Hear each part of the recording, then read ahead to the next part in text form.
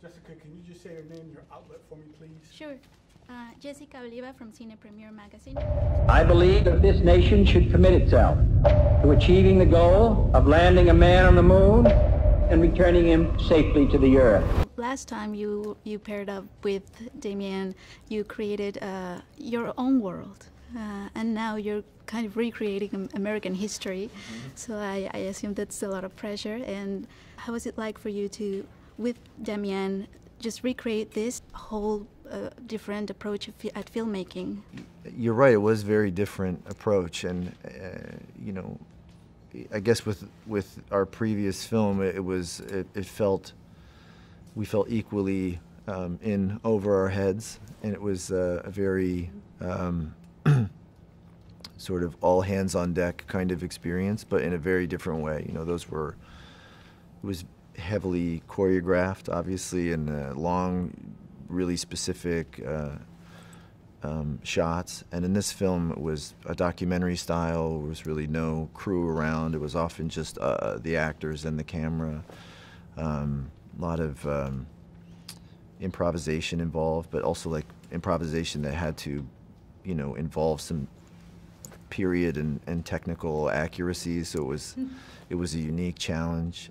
I was very lucky to have Claire Foy as a you know, as a partner on that, because she's such a wonderful person and actor, and it was really easy to work with her and fun in that way. But yeah, with Damien as well and Linus, our cinematographer, it was all like a new, very different from the La La Land experience, but in some ways similar, just because we felt it was, you know, equally as challenging in its own way. Josh Singer has talked about how the production came to great lengths to make it as real as possible and to maintain the accuracy of the historic accuracy.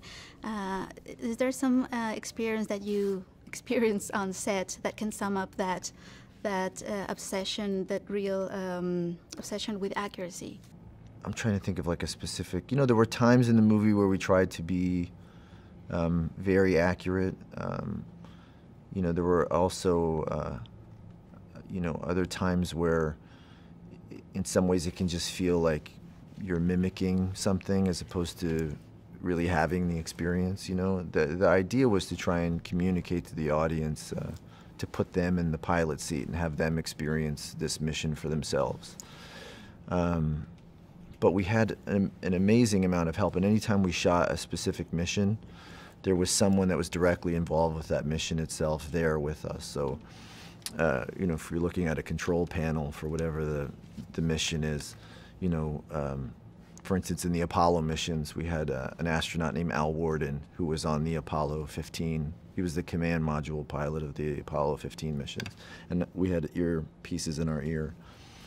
And he would be sitting by the monitor with a microphone, you know, because sometimes we would shoot 6-8 hours in the suits and in the capsule. So he would just tell you what you would be doing at that period of time. You know, he'd say, okay, get your your checklist out. You'll be checking this, you know, specific thing, or, you know, talking you through the paneling. And it was an incredible experience, something like I've never had before, but we were very lucky to have all these people who had lived it to be there with us. The vehicle's not safe. We need to fail. We need to fail down here so we don't fail up there. Could you talk a little bit about filming the sequence of the moonwalking? I mean, just the physicality of it. How did you handle that? Just being a sort of weightless, but then you have the spacesuit replica, I imagine. How was that for you? Yeah, well, it was. That was really incredible, because when I was doing the scene where I'm stepping down the ladder, I had the real comms in my earpiece. So as I was walking down the ladder, I could hear the real Buzz Aldrin talking to Neil, and I could hear the real Mission Control talking to Neil, and then we'd create these spaces for me to say Neil's lines. But it was very surreal, you know, because as I'm, you know, coming down the ladder and I'm looking at my hands on the ladder, or my footprint on the sand, and hearing those comms, it was just like really really, really surreal and yeah, something I'll never forget. Your most memorable characters, they are men of few words, so to speak. Really calm, really collected. Kay from Blade Runner, the driver, Julian. What do you think is your connection to this type of personalities, of characters that are sort of like an enigma, like much like Neil? They're challenging because they're not able to, communicate, in dialogue, everything that they're feeling. So you have to find ways to communicate those things, either through the filmmaking or through behavior. And but yeah, it's a challenge. And with Neil, it was because he was really dealing with a lot personally and emotionally, and he hit it very well. To the point where I think most of us had no idea what he was experiencing during this really iconic period in history. So it was interesting to try and find a way to communicate those things in this film. Neil, everyone's in agreement. We'd like you to command. Shine on the one that I love. What Neil did was so amazing that sometimes we forget about what he did in preparation for that moment. In these years prior to the mission, what was the thing that most surprised you about his preparation, and how would you describe those years? I mean, it's interesting that you're bringing up preparation, just because it was so vital to these missions. I mean, they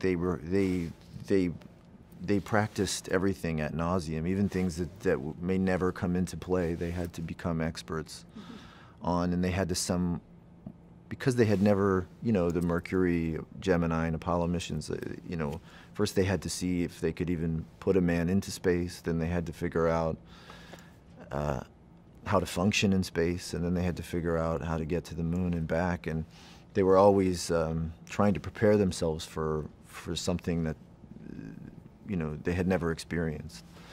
And so a lot of this period of time was, yeah, like you say, it was just about, and it would be hard to give one specific example because it covers the gamut. But they were constantly trying to find ways to prepare themselves for the unexpected.